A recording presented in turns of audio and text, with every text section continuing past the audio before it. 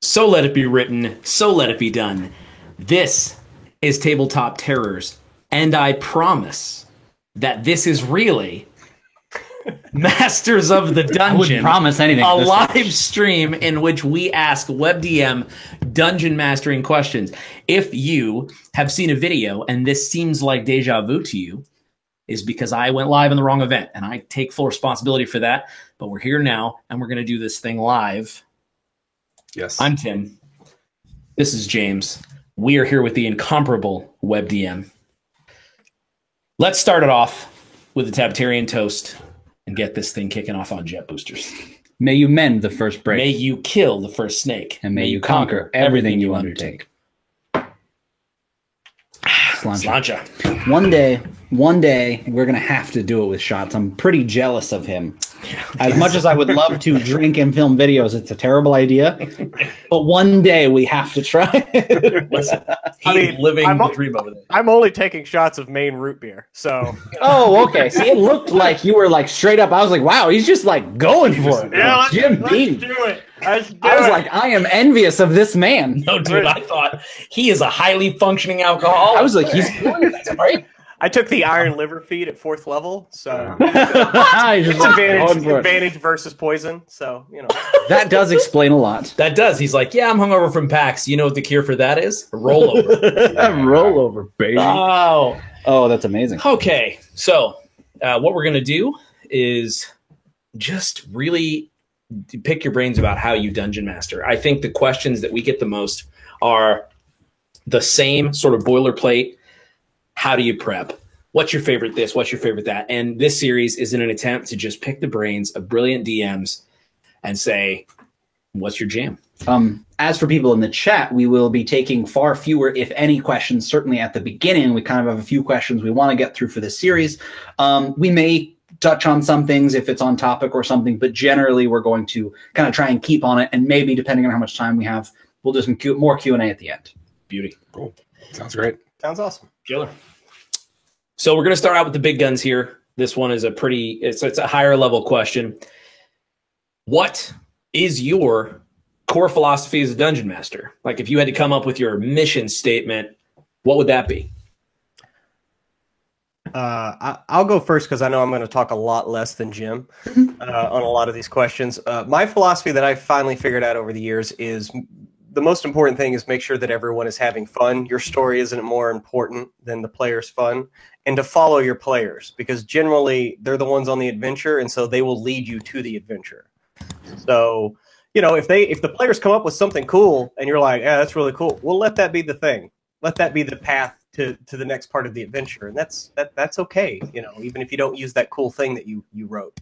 So, just have fun. I like this. This is a really good question. I'm glad we're talking about this. My core philosophy as a dungeon master is that to never forget it's a collaborative game. No one player of the game, including the dungeon master, is more important than the other. The different roles, the different effort goes into the game, but at the end of the day, you're a bunch of like human beings sitting around a table, virtual or otherwise, and you have to interact with each other and be respectful of that. And the fun of it comes through collaboration. And the other one is sort of accommodating other play styles and realization that unless you're in one of those rare groups where everybody's play style is the same, and God bless them, that's probably an amazing group, then you're going to have to do some accommodating. You're going to have to give a little and push back some as well. And everybody's going to have to do that. And it's through that you get to play this amazing game that unlocks your imagination and lets other people into it. And if everybody is in the spirit of collaboration and accommodation, then they're saying yes to each other. They're building off of other people's ideas. The DM is taking player feedback and incorporating it into the adventure that they're putting out. And all of that kind of creates this mix where out of that emerges this fantastic narrative that you get to share with only a handful of people. And that's what role-playing games are about to me. It's just getting to that moment where that sweet spot, that stew of ingredients can come together and we can all dine deliciously on role-playing goodness. I so want to quote you on that. Yeah. I want to make that the poll quote for like a blog post. Yeah. Sounds great. Both of those answers were just like, I wish someone would have sat me down and told me that when I started this whole crazy thing. Yeah, and we did some beginner sort of D&D videos, and I feel like something, one of the next ones we need to do is listen. This is the rules, but these are other things you really need to know, that there are concepts outside of it. And I think that's going to be really helpful to people. Yeah. So then diving right into sort of the next question. But something that might be kind of difficult to answer. As a DM, what do you think you're the best at? If you could give someone advice on how to improve on this particular thing, how you improved, how would you do that? And be shameless here. You can push the pause button and you just be as shameless as possible. What do you know? Like, yeah, you know what? I just kick butt at this. For me, the one thing that I think that I'm really good at, and Jim has told me repeatedly, is keeping up and maintaining a sense of urgency in the flow of action, like in the middle of like an action scene, and just keeping things moving so things feel intense and pulse pounding, right? And the way that I do that, is pick out good music. Like, we generally, when we were at the table, always had music playing, just kind of in the background, never really loud, but just always there, setting the mood, whatever it is. And so finding some epic music to be playing during an epic action scene is going to help. I mean, if you don't believe me, just watch a martial arts action scene or something and just mute it and watch it. And like, well, you could be playing D&D where that's what it sounds like. And then you turn it back on and you got the music, it swells, and there's crescendos, and, there's those moments. And also make sure, as the DM in the action, you're constantly queuing up in initiative, like, all right, next in initiative, and then you're on deck and you're after that. Like, make sure that everybody knows that they're like, keep everybody on point and make sure that they're ready when it's their turn. So they're not looking in the book and all that. Make sure everybody has their spells ready. And they know that beforehand, and they know that that's how you do it. And as the DM, I never really felt bad about pressuring people. It's like, I already gave them 2 heads up. I always do, like, oh, you're on deck and you're after that. All right, now you're on deck and they're after that, and now I'm to you, and you're like, oh, hang on. It's like, come on, you had 2 minutes, let's go. And I never really felt bad because I wasn't being pushy or a bully. It's just like, hey, let's get going, because 5th edition combat is already long enough. And so that's what drains, fight scenes. It's just you just like when you sit there and there's just silence, and then just all the energy goes out. And also just be descriptive, like be as descriptive as you can be. And and also kick it to the players and make sure that get them engaged with like how they finish off enemies and things like that. And most of that is like with the description is like, I was a black belt back in the day. And so like, I enjoy, the physicality of fighting. And so relaying that through description is, that's why I love the Warhammer damage crit tables. Like when you when you hit somebody with whatever, it's like, oh yeah, then their skull pops and their eye flies. Be descriptive. Like, engage your players, gross them out a little bit every now and again. Like, this is combat. I mean, you're hitting each other with swords and hammers, so revel in it. And Jim? Pruitt runs a hell of a set piece battle. It's a thing to really a fun thing to participate in. For me, I like to think that I am good at creating a consistent and well thought out world to play in. And I like to spend a lot of my time just sort of thinking of what the lore of the place is, what's it like, what are the places around it, how does it all fit together, and then that kind of like constant low level of prep that you're just sort of always doing while you're at work, while you're driving, while you're out walking the dog, constantly taking in new information to churn up and recombine into a place to play in. Is what I really try really hard to do. And then once play has started, to take those elements and combine them into something that plays off of what the players are doing and how they're acting in the world and how they're interacting and what's interesting to them, and to push and pull. And sometimes you get it right and sometimes you don't, but you're constantly testing things out to see what works. And eventually for me, the sweet spot is finding where a player's boundary is and feeling comfortable enough to start pushing against that and to be like, whatever it is, can I creep you out a little with the way the game's going? Can I disturb you a little?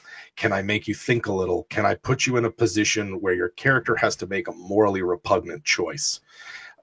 Those are the kinds of moments that I really live for and that I try to cultivate, because that's the kind of gaming I like. That's sort of what I'd say I'm best at. No, it's a really good answer. Yeah, and if you need evidence of that, if you look at our our most recent live play with the second Razzle Sin game, there at the end we're in the woods and we're debating on just killing a child, even though we know that child is a changeling of a hag. But like, and he's just sitting back like, and I see that look on his face, and he's just loving it, and it's just like, we're trying to be heroes here, Jim Davis, not debate, killing a child. Killing a child and Wandry's man and her mother. And her mother. Oh yeah, because she was. What is she? She wasn't alone. Yeah, she wasn't alone. Oh god. I like putting players in position where they have a lot of power and watching what they do with that. Both from like a personal, like Jim Davis, to the role player I'm playing with, sort of like, what do you do with power over someone? And then also like to let them role play that choice out, because sometimes it's appropriate to say I abuse my power, and sometimes it's appropriate to say I don't. And are they going to role play through that, or will they give in and be like, well, my character has ultimate power, I'm going to forget what I wrote down on their alignment sheet, I'm going to forget how I've played them. Once they get power, what do they do with it? Those are sweet campaign moments for me. I love that. And then so on the high note of that, flipping it entirely and saying, what do you think you're the worst at? Or to say it more positively, what do you feel that you need to improve?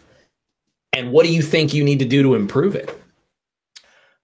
What am I worst at? DMing. It's like I am so self-conscious about DMing, and Jim can attest to this.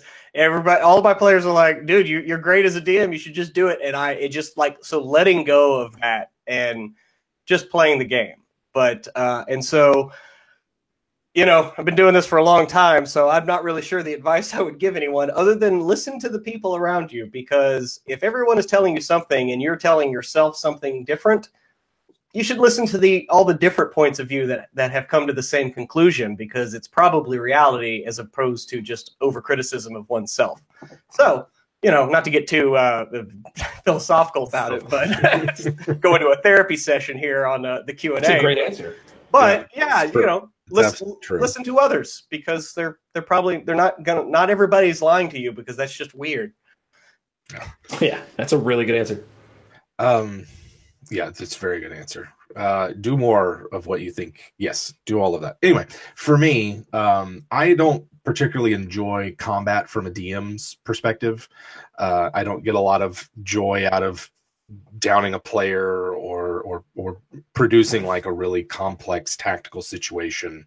And so I find that I let combat emerge organically in my games. If there's going to be a fight, it'll be a fight. But that means that the people who really enjoy combat, sometimes Pruitt, have to wait and you can feel the pent upness where it's like, please don't let it be another session where we don't fight anything. And so I found that in my campaigns, there's a rhythm where it's like 1 or 2 RP investigations and then a big fight or something. And so it's one of those things that I have to make the most conscious effort towards, is like making sure there's combat, making sure there's enough action, making sure that those dials and buttons and levers in the game are adjusted to the correct settings for the group I'm in, as opposed to the things that come more naturally to me, which is like world building and investigating and choices and things like that. Perfect. Yeah. So another question sort of about GMing in general. How much do you prep, and is it usually the same amount? Do you have a specific method, or is it different kind of for every game, every campaign? Mine is generally the same, although I've gotten better at it as the years have gone by, and especially now. But mine is I prep way too much. I Goldblum like a son of a bitch. Like every town needs a backstory and every blah blah blah. And so actually doing these videos with Jim has like been a good mirror for me to be like, I don't need to do all that. I need to start really small and then move out as the players move out. And so So yes, I think I am getting better at that, but that's my biggest problem. Jim? So overall, every campaign I have, I prep differently for, because every campaign's different and has different needs. And so the one thing they have in common is what I've started to refer to as like deep prep, which is just that every day thinking about your campaign, thinking about the world that you're building, and the stuff that you want to. It's consuming media that evokes a certain feeling or imagery that you want. It's making little short comments or setting notes, whatever your preferred note-taking device is. And I'll do that for a long time until a campaign is ready. I often refer to it my players that the campaign's not done simmering yet, or hasn't reached its potential. And then when I'm ready to run a campaign, I'll bring it to the players and say, this is the world I'm interested in. I'll start hyping them up. Hey, let's talk about this. Let's watch this movie together. Let's do something. And then once I have an idea for what they're interested in the setting, I will start prepping for the actual campaign. That's when I'll narrow down the big bad that I might introduce, what kind of opening plots and schemes and scenarios I'm going to use. That kind of thing requires player feedback and can't really be done in isolation, like deep prep can, which is just you, the DM, and your notes and whatever it is that inspires you. I think it's sometimes maligned as lonely fun. I think sometimes it gets called like, oh, this is lonely fun. Yeah. I'm not, but it's like, it's engaging in a sense that's like, it's intellectual, it's creative. And even if it never sees the light of day, you're flexing those muscles, and you might have done something. You might have prepped for a campaign that you never used, and you're using elements of it in a campaign that you're running right now. Keep everything that you ever write down as a dungeon master. Find a way to archive it and organize it in a way that works for you. And keep that stuff, because you never know when going back through your old prep notes for a campaign that never was is going to inspire your current game. And first off, you're generating all that material. That's like gold.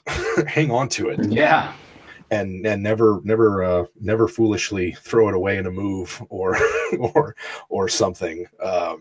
That's kind of how I go about prepping for a campaign. Individual game sessions are wildly vary in terms of what I do, but I do like the sly flourish, lazy DM method of just like coming up with a few evocative locations, coming up with some secrets for the players to discover, coming up with encounters that are appropriate for the locations that they'll be in, and then out of those pieces create the adventure at the table.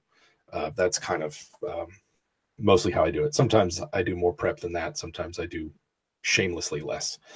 Shamefully less. That is, yeah. That's killer. It's literally a sentence I have in my head. Right. Like, yeah, I know exactly what that is. You're like, the merchant is a changeling. That's it. And that's it. Yeah. And you just hope. And sometimes those games crash and burn. And sometimes they are the best that you've ever played. And you accept that risk when that's the method you use. Yeah. Yeah, and specifically, I love the idea, the thing you mentioned, which is sort of outside of prep, but almost sort of a meta session zero, where you find ways to immerse you and your players in the same kind of stuff. We're like, all right, let's all watch this movie because it's going to kind of get everybody in the mindset. I've never really considered that. I've never really considered that. Really love that idea, yeah. And the deep prep stuff, that's something that we call the idea net, this thing that all creative people just drag around with them, and you're constantly just picking up these pieces and putting it on the shelves of your hermitry, but that's really cool to call it deep prep. I like that. That's kind of it. So like for me, I'm looking to run sort of a post-apocalyptic fantasy sometime soon. And I would ask of everyone who would play in that game, go watch Fury Road.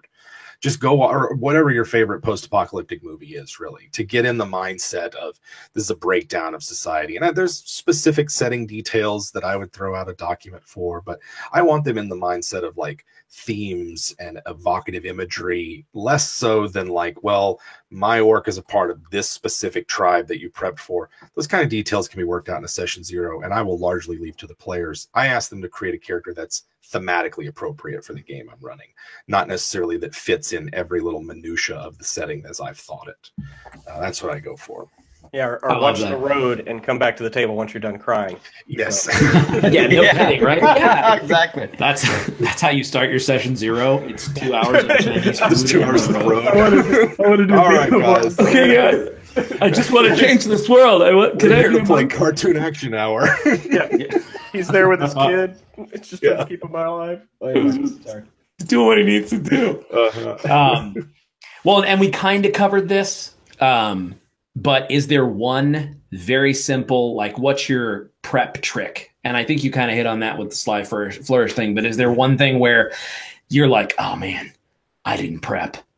I'm going to use this from the arsenal. For me, my prep trick is to review the specifically for 5th edition, but in general, the characters' backgrounds. That if there's one thing I need to be reminded of, or one thing that will kick off an adventure idea, it's something that's in a character background. And I like the way that the bonds, flaws, and ideals play in 5th edition. There's usually something there, particularly a flaw, like an encounter or something that triggers a flaw or that forces the player to look at it.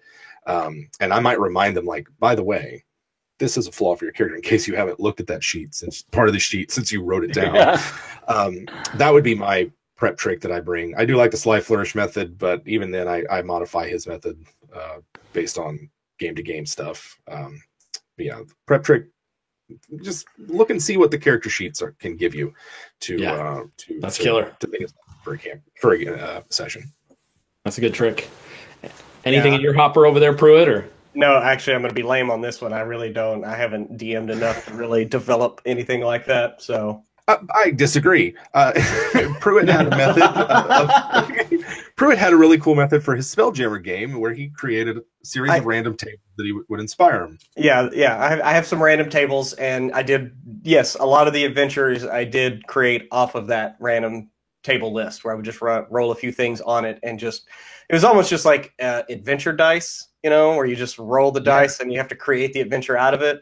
That's all it really was. It's like I had just a table of locations and NPCs and events, and you roll it in a few times. And, like for one, like the most memorable one I had, because I didn't have anything, was just like I rolled on it 3 times, and it was like Lone Survivor, Comet, and I forgot the last thing, like Precious Metal or something.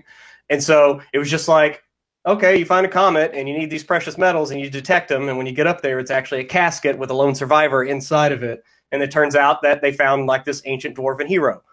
And, that's awesome. Yeah, it was really great and a really memorable session. Oh yeah. They had a total like End of a New Hope, like medal ceremony, because they literally brought home this dwarven hero, like their chief forge tech guy that sacrificed their home planet to kill a fleet of beholders in a Vulcan imploding on itself into a black hole-esque type suicide thing. Yeah, so it's something like that, But I don't have any tricks. Right. Well, I didn't think of it that way. There's only 4 or 5 of those that I can think of that were generated that way. There was a rogue planet like that. That was I thought that was a good technique that you developed. Yeah. Yeah, that is really cool. It's like a random encounter table, but for the whole adventure. You're like, what can we do with this? So the next question, again, sort of going hand in hand with this, what's your best DM trick? The one trick you do that you sort of wouldn't want to tell people. The thing that you hide the most, and certainly if you pulled the curtain back on, maybe it would kind of ruin it. Another way I would put this question, because we're kind of talking about tricks here, and like you said, it's not always a trick, but something.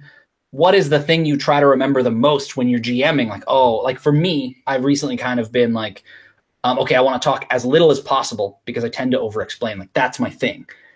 But I don't tell people that. I just kind of, it allows me to give it to them. What's sort of your thing that you try to, your trick? Jim, if you want to start. Sure. Mine's more of a technique that I like to lull the players into a certain sense of safety and security by having the big bad be absent for a while and really let the players take the lead on where they go, what they do, really boss the NPCs around, etc., and then have the big bad kick their ass. Or do something unsurprising, attack them where they're weakest, go after their loved ones, go after their home base, bring in some kind of overwhelming force. And so you have to create a sense where the players feel like they're in charge. Man, we've rocked those last few encounters. We've solved every riddle that we've come across. We're riding high. and then the big bad through. I always try to provide some mechanical justification for this. They've been scrying on the party. They have a spy. They can do something. Curse of Strahd is, by the way, great for this kind of thing, with Strahd having spies and everything everywhere. And then they get hit in a place that they weren't expecting. That kind of relies on you knowing the players really well, their play styles, how they interact, the decisions they're going to make. But if you can get in that spot, it's really nice to be able to surprise them. And they're like, "Oh crap, we didn't think about this," or "Oh my God, we're gonna die," and what's gonna, that's those are some fun moments. For me, I guess probably one of the things that I started doing. I don't know if I learned this from Jim, or I think he's told me I shouldn't do this too often. So maybe it's bad to tell people this. But when coming up with NPCs, like, I don't necessarily like give them an occupation. It's more of I come up with a general NPC like idea, like a race and like a general demeanor. And then the first place that the PCs decide to go, then they are the shopkeep at that place, or they're the diplomat at that place. So it's more of just like I come up with a general idea for a character and a demeanor, they're gruff, they're whatever, and try to put a voice to them. And then that way I'm not like preparing, the bartender and then the Fletcher and the whatever. And so it's just like I'll come up with like 5 NPCs, and they might only go to 3 places and talk to 3 NPCs, but then that they're now assigned to that place. Now they're the bartender, they're the Fletcher, they're the diplomat. And on top of that, just look in the mirror and work on your impersonations. I got a Jimmy Stewart that just kills. It just brings attention. You're waiting to bring that beast out. I know, yeah. Oh, that's amazing. That is amazing. I actually just played George Bailey in a Christmas play. Yes. We did it. We did a radio drama version of it. So there was Foley, and it was like all took place on stage, and we did it sort of like as a framing device. So we all dressed like we were from the 40s. Oh yeah, awesome. It's anachronistic, but yeah.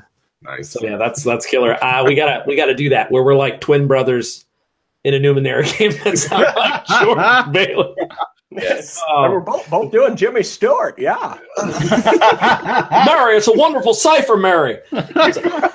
Oh, it's a wonderful. Hey, everyone, it's a cipher. Oh God, I love it. Oh, that's wonderful. And so this one's reaching back, and sometimes the memories sort of spill together. But can you remember the first time you DM'd and what it was like? Yes, I do remember the first time I DM'd. We were back in the days of Movie 6. We all worked at Movie 6 at one point in Tyler, Texas. And I was the assistant manager, and we would go in there on Friday, Saturday nights and play D&D after we started the last run of movies. And one week we decided to do, because a bunch of people didn't show up, we only had like 4 or 5 people there, we decided to do a rotating DM game. So somebody was like, all right, I'm the DM. I'm not going to make a character. And the other 4 people made characters. And here's the thing. We rotated everything. So everybody played a new character. Like we would rotate the whole thing. The DM and all the players would. So it was just kind of like, so it was a group character making session.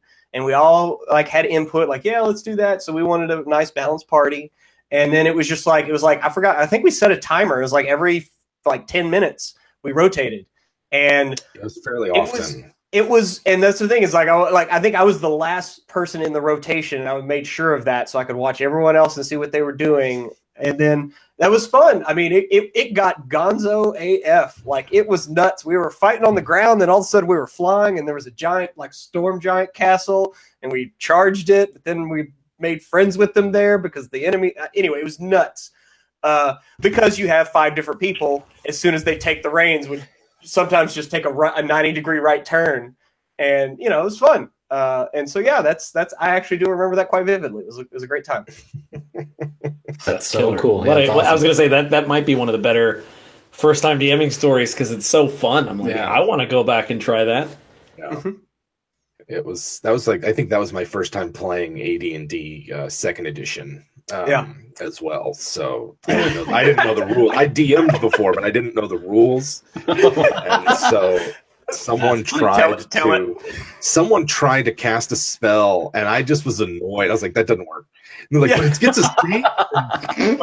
Wait, is this safe? It's like, no, it just doesn't work. It just doesn't work. It's like, but Jim, that's not how the rules work. Like, I don't care. So that was my first time. But I'd been DMing. I estimate that I've been running games for other players since I was about 11. And I'm 37 now.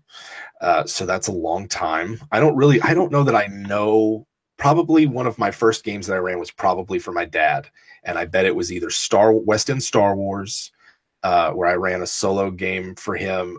We were in the car, so he was driving, and I just asked him questions and rolled dice for him. Or my brother, who would have been 8 or 9 at the time, trying to run him through a GURPS game, which was yeah. We had an interesting time with that, but he played like a thiefy type character, and we played through. I had a map, and I'd played games like Quest for Glory and other computer games, so I knew this sort of the way that these things were supposed to go in a computer game, and I kind of just tried to recreate that. So there was probably a lot of locations from the computer game that ended up there: a magical pool, a village that needed help, that kind of thing.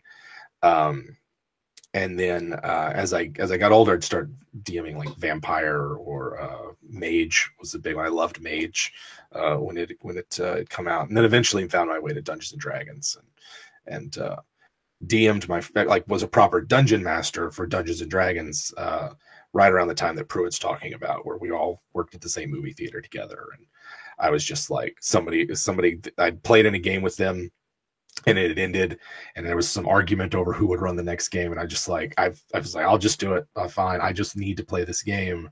I don't care how it is. I'll just DM. And more often than not, that's what got me in the DM seat, because I was like, I just have to play this game.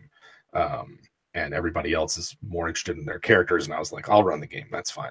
Yeah, you're like, if that's what it takes to get to sit at the table, I'll do it. Fine. Yeah, exactly. I'll do it. Then fine. Yeah, and you know, it's super, super interesting because, and this is the truth, I can say that of all the people that I've talked to, I've never heard of anyone who didn't start with D&D. Yeah. So it's interesting that you had this different kind of path, and then that in second edition, or AD&D or whatever, that's kind of where you're like, oh yeah, all right, so D&D, I've done the GURPS thing, Mage the Ascension, Vampire, like that's interesting. All that stuff. Yeah, I don't remember if it was West End Star Wars or Warhammer First Edition that I played first. I want to say it was Warhammer, but I had been buying the West End Star Wars role-playing games just because I love Star Wars. And I'd owned them for a long time, and I'd read through them before I ever played West End Star Wars. I was just like, more Star Wars. It's like I'd read the Timothy Zahn novels and Dark Empire, and it was, the early 90s where the EU was like really kicking off, and I was like, yeah, I'll buy these books. Star Wars Death Star Technical Manual, sure. And then found out it was a game. That's so cool. That is cool. It was like, what are all these stats back here? Yeah, and actually, I didn't start with D&D either. I started with a Vampire Dark Ages game that was run by our producer, Travis Bowles. Mm-hmm. And so he's the huge White Wolf fan. Like, he loves, vampire, especially werewolf. I've played a couple of times with him and his group in Werewolf. But yeah, it was then like, my coworkers at work, like, he just walked up and he handed me the Driss novels. He handed me the first trilogy that was published, not chronologically. The Icewind trilogy, and I read those books in a weekend. I read all 3 books in 2 days, and I came back and was like, "All right, I want to play this game." And next, please. And that's awesome. It's wonderful, dude. Out killer. Yeah. Gosh, that's really interesting. So, I wanted to actually flip the next 2 questions because of how other questions have gone, and as far as, I don't know, I feel like it's going to be better. So, what I would like to do is I would like to ask each of you, what do you think the worst session you've ever DM'd is? We've all had them. Yeah. I can start because I think it was just a failure on my part for description. I was in a campaign that didn't last long. It was like 6-7 adventures, but in it, the whole thing was I wanted to give the party like an APA, like a living like ship to fly in, and so I came up with this idea of these beasts that were kind of like. And Jim, I actually have pictures. It's a really crappily drawn picture, but this beast that like used like gas pockets to kind of float, and it looked kind of like part battleship and kind of like a dragon, and it had like a shell kind of thing on its back. And I thought of it as it was the last of its kind, and it was kept underground by this wizard and just kind of abused. And so I describe it, and I'm thinking like, oh, they'll look at it as this downtrodden animal to set free, and they look at it as like this monstrosity, and they should just go ahead and kill it.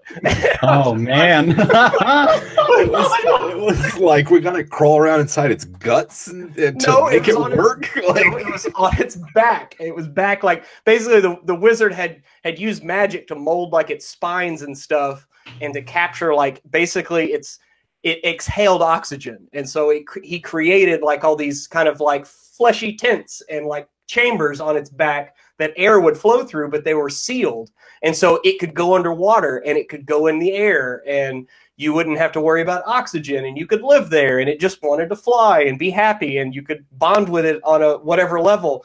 And they just saw it as this like monstrosity. They're like, yeah, should we just go ahead and kill it? I'm like, You're like, hold on. Ooh. Let me describe it again. Let me try that again. Yeah. there it is. That's amazing. Yep. There it there is. it That's right awesome. there. Hold on. Let me click on you. Can you hold it up again? Yep. And so there's a profile view, and then That is actually very cool. and there's a top-down view. Yeah, and I had all the stats for it, and it was just kind of one of those things where it just kind of was like, oh, I thought y'all would like free it, and then you'd have a flying living airship, and it would be awesome. It'd be kind of like Farscape. Yeah. Didn't work out that way, not at all. They're like, well, That was a failure on my part for description, because I think I just described it too gross. I don't know. well, and it's that rule that not a lot of DMs talk about. I don't know if it's rule 0.5 or what, but it's that the players will never do what you expect. Yeah. So that is super interesting. Yeah.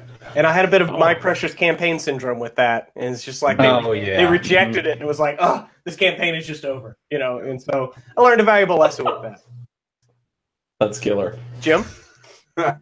For me, I mean, I've had a lot of failed starts to campaigns, and like this one never took off. A lot of games where the minute we started playing, it was a struggle to build the energy that could, like, if you're having trouble taking off in your first session, then that might be a sign that something's not working. But I think the one that I consider my worst session ever, we had a campaign in 3rd edition. This was back when I would routinely run with a group of like 7 to 8, sometimes 9 players.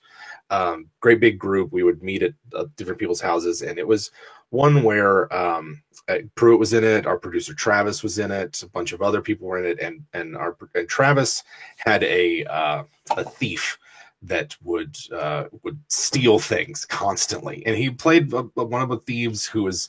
I break into houses while the party's not there. I try to nick stuff off counters, and the other party members were constantly trying to stop him from doing that. They were constantly trying to like trip him up. I'm not going to let him do that, or why are you going off and do this? And so this was an antagonism that ran through the whole campaign. It was a source of conflict and strife, and we got a deck of many things. Or let me reframe that. I presented a deck of many things. Oh my! Yeah. And one of the players proceeded to get the one with the wishes, and then they took like 2 or 3 of their friends, and they went off to another room and wrote down their wish.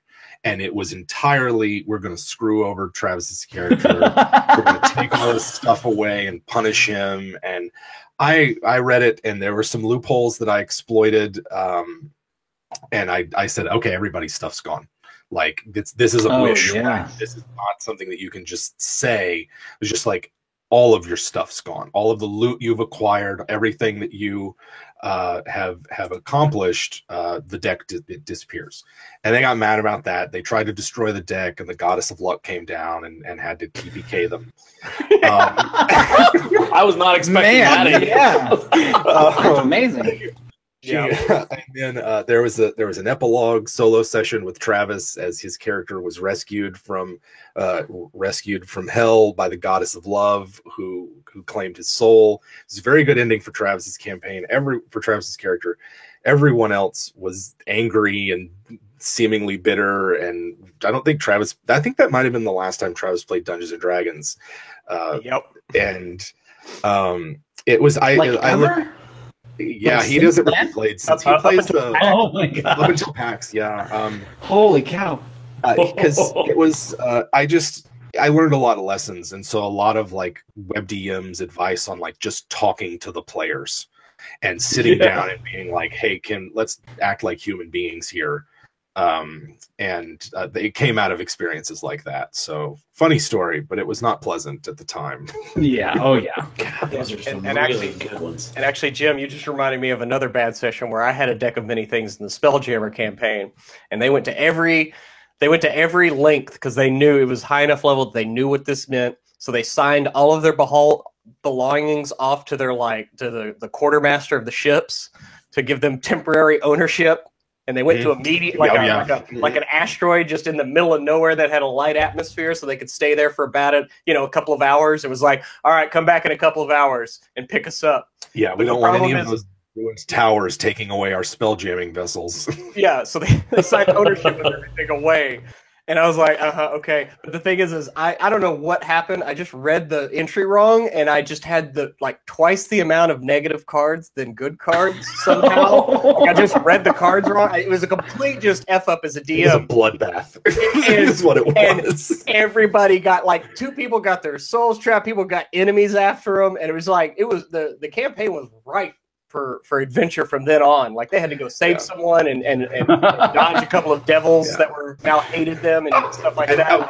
So cool. And then the cherry on top of it was that a guest player who only plays with like once a year had shown up and drew 6 of the best cards that you could get. Of course. Like the 6 best cards you could. It was just like,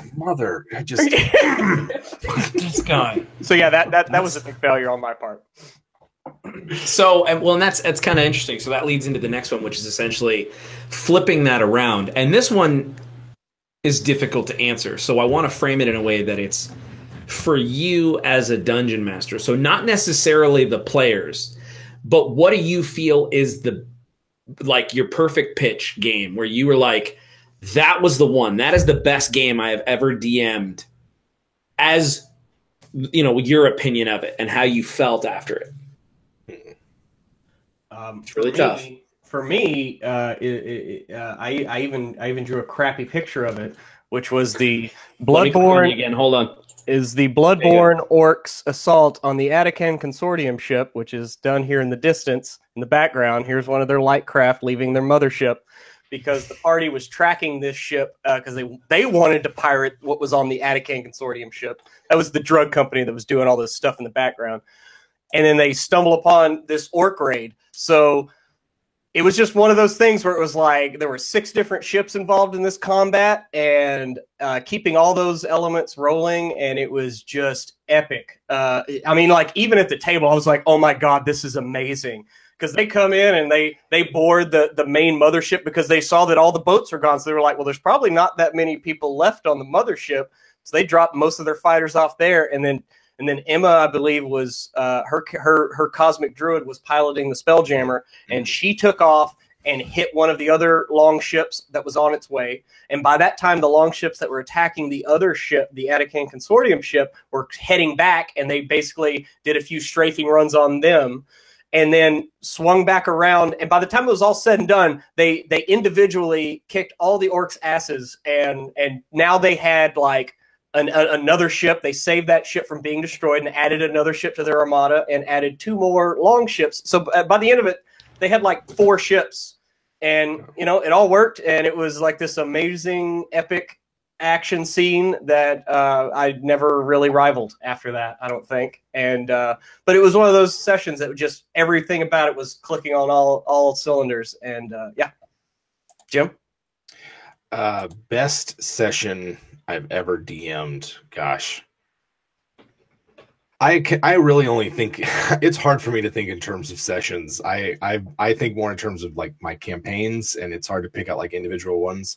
I'm particularly proud of the first season of Saber Dice. That was my first time DMing on a live stream with using a virtual tabletop with an audience, and it took a couple of sessions to kind of get everything ironed out. But I thought it was I liked it because it was the time constraints of being live meant that the pacing had to be on it, and sometimes my crutch is like letting the players just talk amongst themselves while I sort my brain out, and it pads a session length. But when you're live, it's like, no, you gotta be on it. And so I thought the pacing was good. The characters, of course, were awesome, and I liked the world that we created. And then I'm kind of, as much as I've talked a lot of smack about 4th edition, I really liked the campaign I ran in it. That's probably the most lore development that I've done for a campaign world, and the most integrating the characters' backstories into the campaign and making them a part of it. I really enjoyed running it, even if 4th edition left me wanting more out of a game system. So that's exorcism, man. That exorcism skill challenge was really fun, and it was one of the few times that I've done a pitched battle in a campaign where it's like the players are leading an army of 40,000 versus an army of 50,000, and we have to make this work both as plausibly as a battle as well as give them individual spotlights to highlight what they're doing during this larger engagement. And it all just came together beautifully. The players were just on it 100%, and it all just came together for this great campaign. Unfortunately, it ended. The end of that, it was not one of my highlights, but everything leading up to it was amazing. But that was no fault of your own. That was not my fault. There was a problem player who we no longer play with, just taking one last parting shot before he left the group. But everything leading up, I'm not going to let the last little bit, like Mass Effect 3, I'm not going to let the ending ruin the experience. Exactly, it's all about the journey. Yeah, exactly. It's the journey. Not the last 5 minutes. So that's that one. And so we're going a little over on time, not a huge deal, but I am, because they're kind of similar, going to roll these last few questions together. Okay. If you could give yourself, a new GM, or specifically yourself in the past, if you could give yourself, one piece of advice, you jump through the time portal and you have 30 seconds to convey this bit of information to them, what would you tell yourself as far as GM tips? Like, hey, this is the one thing you need to know. You'll figure the rest out.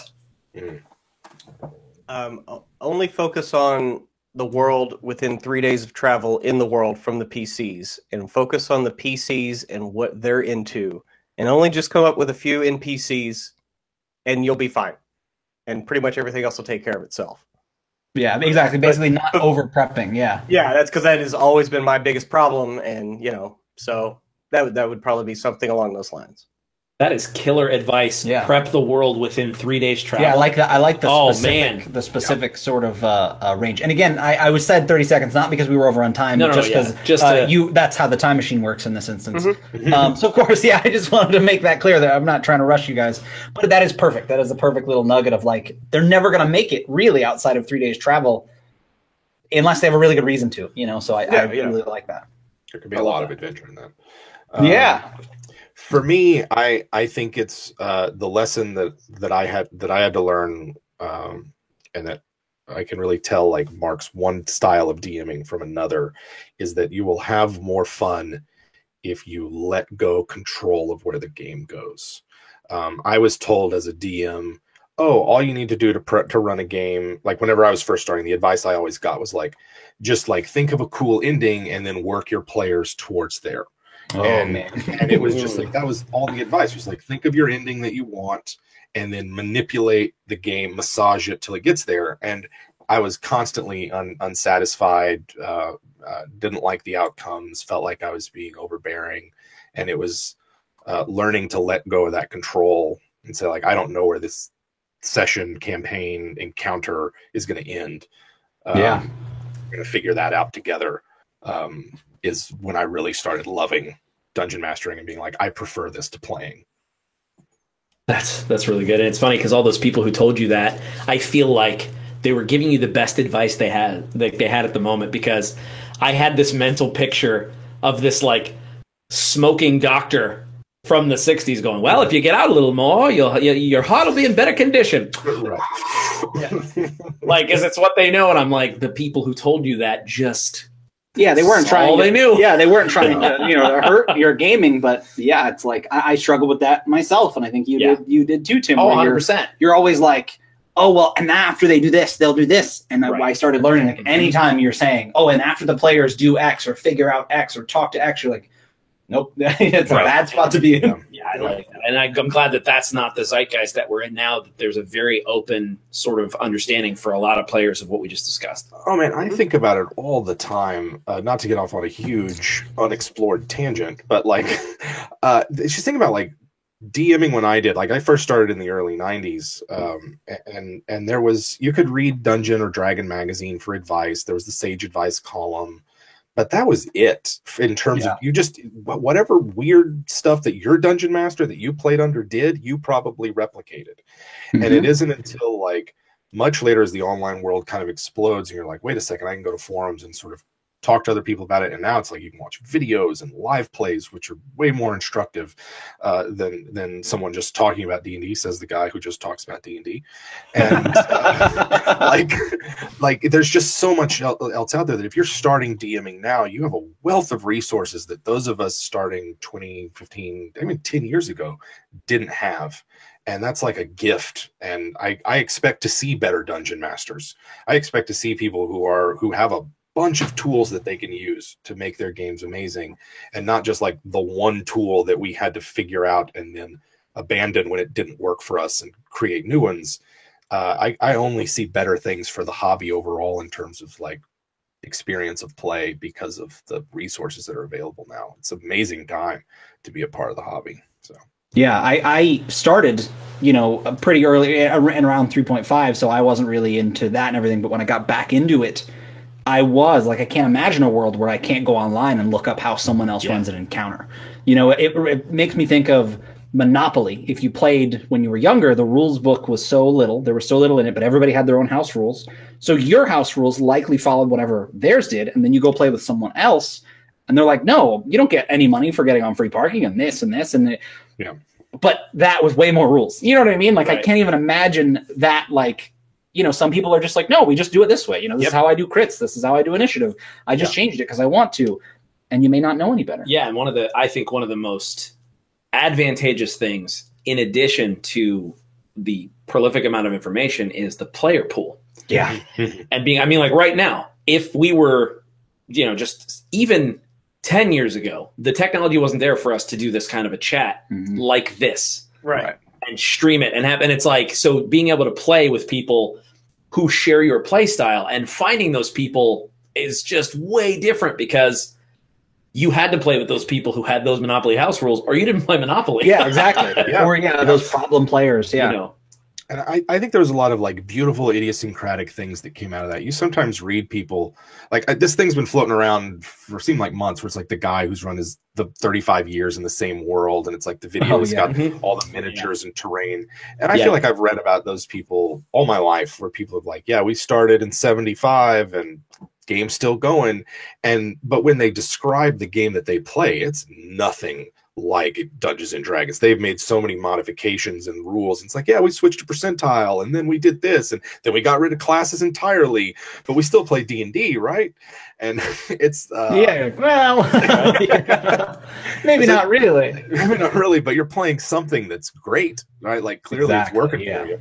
And so I wouldn't want those idiosyncratic qualities to like disappear entirely, but there's the wealth of information that's out there is tremendous. And it makes me kind of like excited. Who's the next great DM and what are they doing right now?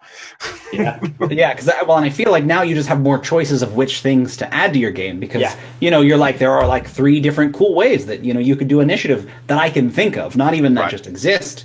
And so now I'm like, oh, I really like it. I'm going to use that one. And you have, like you said, even basically you could just customize your own, but now you have so many things to see how other people do it. They're like, I want to use that. I want to use. Otherwise, we wouldn't know about the lazy DM prep method. You'd have no clue.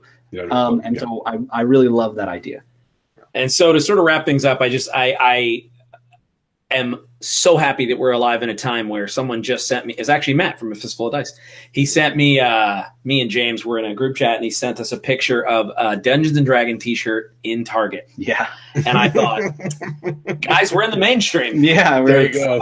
Make it official now. That was like putting the stamp on it. But thank you guys for spending your entire afternoon with Tabletop Terrors. Yeah, and rolling with the punches as they came. Oh, buddy.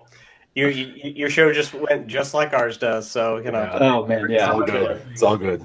Yeah. And thank you for sharing all of this, knowledge. I think that this series is going to be really cool to hear all the different DMs, and I'm glad that you guys were the first, and kind of just putting it out there as like, hey, you are doing something awesome in the hobby as well. And the fact that your YouTube channel is growing so quickly and so large is because it's just two guys who love the game and love to talk about the game. So from me, thank you for everything you do. Appreciate it. Thank you very much. Yeah, For thanks, sure. man, thanks for having us on. Loved it. Killer. Well, we'll do it again. Maybe we'll wrangle up that Numenera game sometime Next before time the we're end of going the to throw year. some virtual dice. Yeah.